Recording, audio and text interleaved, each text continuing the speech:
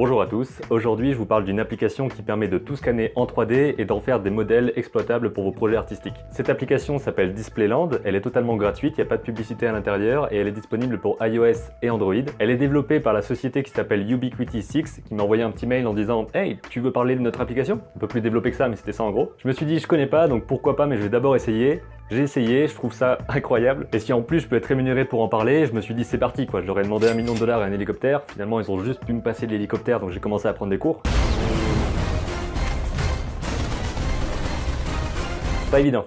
Displayland, c'est donc une application qui utilise le principe de la photogrammétrie, à savoir prendre plein de photos d'un objet sous différents angles pour en faire un modèle 3D. Tout se passe sur votre téléphone, c'est-à-dire qu'elle va utiliser la caméra, donc l'appareil photo, et aussi le gyroscope, l'accéléromètre et ce genre d'outils qui permettent de connaître l'angle de votre téléphone, son inclinaison, sa position dans l'espace, et comme ça elle va pouvoir placer différents points sur vos objets et savoir quelle est la distance entre eux pour ensuite créer un modèle 3D à partir de ces photos. Elle est vraiment très simple d'utilisation, je vous montre un petit exemple ici quand j'ai scanné Totoro et son pote Bouddha. Une fois qu'on a l'application, qu'on s'est créé un compte, on a juste à cliquer sur le petit plus et à cliquer sur Begin pour commencer la capture. Et pour avoir le maximum d'informations sur l'objet qu'on veut scanner, il va falloir tourner autour assez lentement, faire des zooms, des dézooms, bref se déplacer sous le maximum d'angles possible plusieurs fois. Par exemple ici pour ces deux objets et le meuble sur lequel ils sont, j'ai tourné autour pendant environ 7 ou 8 minutes et ensuite j'ai cliqué sur Upload, ce qui a permis de mettre en ligne toutes les données. Et c'est là que l'application est vraiment super parce que vous n'avez rien à faire de votre côté, vous allez simplement scanner et ensuite les données vont être téléchargées sur leur serveur où il y aura des grosses machines, des gros ordinateurs qui vont pouvoir calculer tout ça parce que ça demande beaucoup de puissance de calcul, ce que les téléphones n'ont pas pour l'instant. Et une fois que toutes les données ont été traitées par leurs ordinateurs, vous pouvez récupérer soit une preview, c'est-à-dire que vous allez avoir une vidéo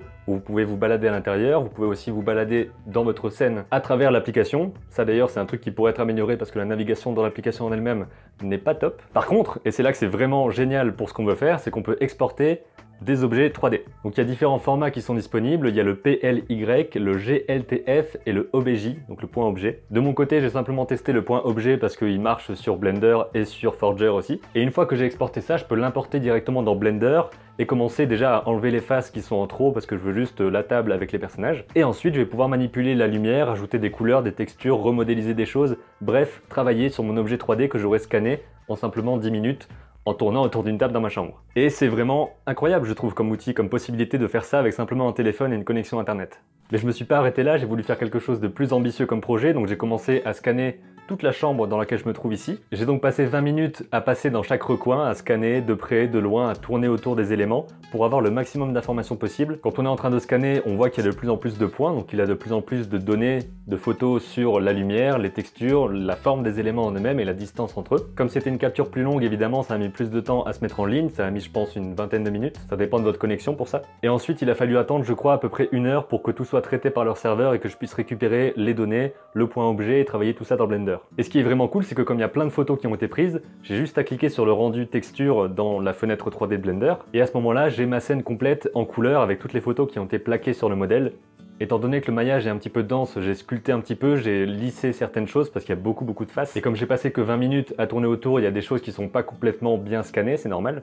J'ai pris quelques minutes pour lisser tout ça et je suis passé au deuxième scan parce que je voulais voir comment faire un truc un peu plus grand. Cette fois-ci, j'ai passé 12 minutes à scanner le couloir parce qu'il y a moins de choses comme information à prendre en compte, la pièce est beaucoup plus longue et il y a un mur sur lequel il y a vraiment pas grand chose et un autre mur sur lequel il y a plein d'objets, donc c'était là-dessus que je me suis attardé. Je la mets en ligne, c'est traité, je récupère le lien, le modèle 3D, je le mets dans Blender, pareil qu'avant. Et à ce moment-là, je fais du porte-à-porte, voilà, bonjour, je souhaite vous parler d'une application, vous avez 2 minutes, pour faire en sorte que les deux modèles soient complètement liés comme dans la maison. Et à ce moment-là, si on fait ça pour toutes les pièces, on peut tout simplement recréer sa maison en 3D avec son portable. Et je trouve ça complètement fou. Une fois que les deux modèles étaient ensemble, je me suis dit tiens, comme je suis dans Blender et que je sais à peu près l'utiliser, je vais rajouter un mouvement de caméra pour aller du couloir jusqu'à la chambre. Et petit à petit, d'autres idées sont venues, j'ai placé des lumières un peu inquiétantes, des lumières très bleues. J'ai fait en sorte que des lumières passent dans le couloir et traverse la porte pour qu'il y ait un truc un petit peu fantomatique. Et dès que la caméra arrive dans la chambre, on voit qu'il y a un cube étrange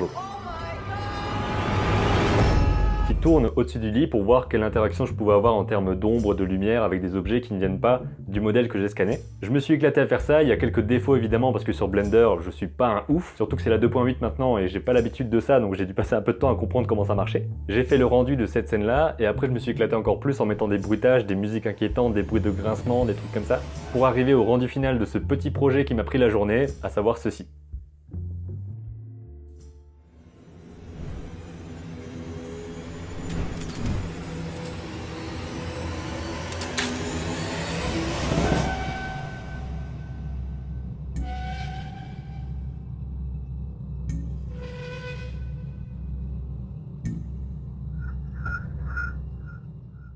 Voilà ce que j'ai fait en quelques jours sur Displayland. Il y a vraiment beaucoup d'autres possibilités. Évidemment, on peut scanner absolument tout. Et d'ailleurs, vous pouvez voir plein d'exemples dans l'application Displayland parce que c'est un réseau social en même temps. Donc si vous le voulez, vous pouvez partager publiquement les objets que vous scannez, vos scènes, et vous allez voir des choses incroyables dans ce que font les autres. Displayland est donc gratuit, sans publicité et disponible sur iOS et Android. L'application est compatible avec les appareils qu'il y a ici parce qu'ils les ont testés directement chez eux, donc ça c'est sûr et certain. Mais je sais que d'autres appareils sont aussi compatibles. Je crois qu'il faut simplement avoir un accéléromètre, un gyromètre à l'intérieur. Et pour l'utilisation sur Android, il faut que votre appareil soit compatible avec ARCore, donc je crois que c'est le plugin, l'application de réalité augmentée de Google. Bref, il y a des tonnes de possibilités, vous pouvez vous éclater artistiquement avec ça. Je vous ai mis un lien tout en haut de la description pour aller télécharger l'application et apprendre tout ce que vous avez besoin d'apprendre dessus pour l'utiliser. Je vous dis à très bientôt pour une prochaine, et d'ici là, comme d'habitude, créez vos images et racontez vos histoires.